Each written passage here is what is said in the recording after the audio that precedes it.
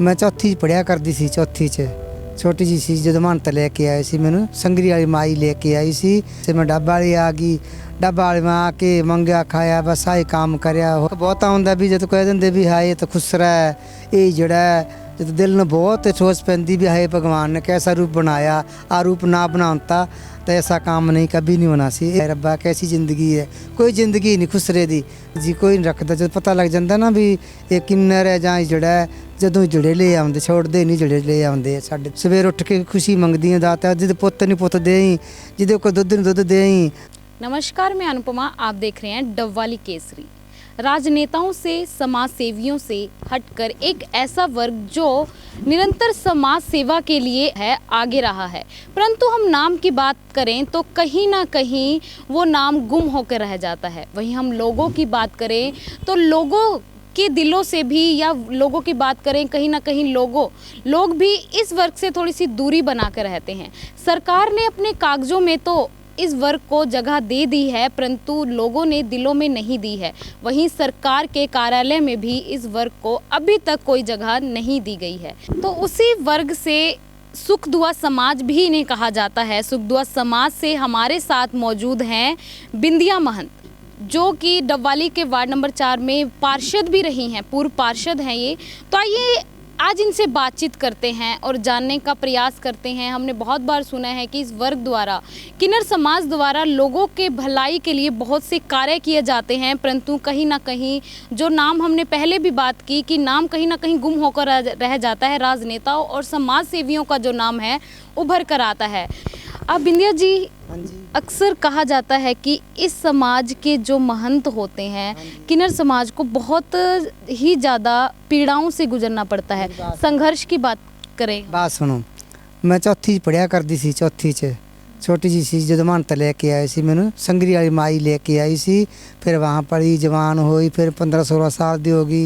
फिर वहाँ से मैं डब्बा वाली आ गई, डब्बा वाली में आके मंगया खाया, बस आही काम करया। और ब्याह भी करे लड़कियों के, खुशी भी करी दियाँ, सब कुछ सवेर उठ के खुशी मंगदियाँ दाता, जिद पुत्त नहीं पुत्त देई, जिदे कोई दुੱਧ नहीं दुੱਧ देई। सवेर दवा यही दुआ मंगदे रब को, उठ के सवेर उठ के भी दातिया सब दा भला करी हुंदा, दुश्मन दा भला करी, वेर दा भला करी, सब दा भला ही मंगदे आ। और यही मंगदे बस, खुशी हम और क्या मंगते हैं बस। जैसे कि हम नॉर्मल समाज में अगर रहते हैं तो कहीं ना कहीं एक अलग सा वर्ग कहा जाता है हम सभी इंसान, पर ना कहीं लोग ना थोड़ा सा दूर हटते नज़र आते हैं। दुख बहुत आउंदा भी जद कह देंगे भी हाए तो खुश रह, ये जड़ा जब दिल में बहुत ठोस पैंदी भी हाए भगवान ने कैसा रूप बनाया, आ रूप ना बनाता तो ऐसा काम नहीं कभी नहीं होना सी। ये भी दिल में बहुत ज़्यादा टेंशन होती दिमाग ते भी हाए रब्बा कैसी ज़िंदगी है, कोई ज़िंदगी नहीं खुसरे दी, कोई ज़िंदगी नहीं। बस ज़िंदगी आ बस जैसे रब ने बनाई है ना, अद्धी टप गई अद्धी रहेगी, वो खुदा ने मंजूर है, जैसा ही काम करना बस। जैसे कि आपने बताया कि मैं जब 4 साल की थी तब आपको गोद ले लिया गया, तो ऐसा कुछ होता नहीं कि समाज में कि अपने घर में ही रहकर हम अपना जीवन निर्वाह करें, पढ़े लिखें? नहीं जी, कोई नहीं रखता। जब पता लग जाता ना भी ये किन्नर है जां जड़ा जदों जुड़े ले आउंदे, छोड़ते नहीं जुड़े ले आउंदे, छड्डदे नहीं। जे ना पता लगे तो ना लगे। हाँ जी, ऐसा भी होता है कि नहीं पता लगता तो नहीं आते? नहीं आते, कई बैठे हैं बेचारे, वो नहीं आते, कई बैठे हैं। अब तो बहुत पढ़े लिखे भी है, पढ़ते भी है, कोई देखी पता नहीं लगता भी जुड़ा है जां लड़की है जां लड़का है, ऐसे रहते हैं बस। जैसे अभी आपने पढ़ाई की बात की, तो आपके समाज में अब भी सरकार ने दर्जा दे दिया है, कहीं ना कहीं कागजों में थर्ड जेंडर का एक ऑप्शन आता है, परंतु लोगों के दिलों में अभी भी वो दूरी बनी हुई है। वो तो बनी है, पता ही, वो तो सोचना चाहिए लोगों नूं भी ये बेचारे रब दे मरे है या खुदा दे मरे है, इन्होंने मिलना चाहिए, आपका हक जरूर मिलना चाहिए। ये तो मिलना चाहिए, ये तो पता ही है। पढ़े लिखे बहुत है कि अनपढ़ भी है, कोई पढ़े लिखे ही बहुत है, बहुत ज़्यादा मिलना चाहिए उन्होंने बेचारा ने जरूर। आप एक किन्नर समाज से आप हैं, पहले तो आपने वो संघर्ष किया, पार्षद रही हैं आप, पूर्व पार्षद रही हैं, कितना का मतलब राजनीति में आपको आना, कैसे आपका मन हुआ कि नहीं अब इस समाज से उठकर मुझे राजनीति में जाना? मैं तो बहुत खुश रहा करती सी, राजनीति में गई ना मैं खुश रहा करती भी, शुक्र है मैं भी किन्नर समाज सी और मैंने बहुत वोटों से जिताया, जो जमान ने बहुत चाहते मैंने बेचारे, और बहुत ज़्यादा बिना ਵੀ ਸਾਡੀ ਬੇਟੀ ਹੈ ਇਹ, ਅਸੀਂ ਬੇਟੀ ਨੂੰ ਵੋਟ ਦੇਵਾਂਗੇ। ਬਹੁਤ ਵੋਟਾਂ ਨਾਲ ਜਿੱਤੀ ਸੀ, ਸਭ ਤੋਂ ਜ਼ਿਆਦਾ ਵੋਟਾਂ ਨਾਲ ਜਿੱਤੀ ਸੀ। आपने कैसे सोचा कि मुझे राजनीति में जाना है अब? मैं ऐसे सोचा दिल ਨੂੰ ਵੀ मेरी ज़िंदगी में ना मेरा नाम रह जूगा भी है। ये भी बिंदिया मानते सी पुरस पास रही सीगी। और मेरे माँ देखी ये मेरी खुशी सी दिल में भी एक बार जरूर उठूँगी वोटा में।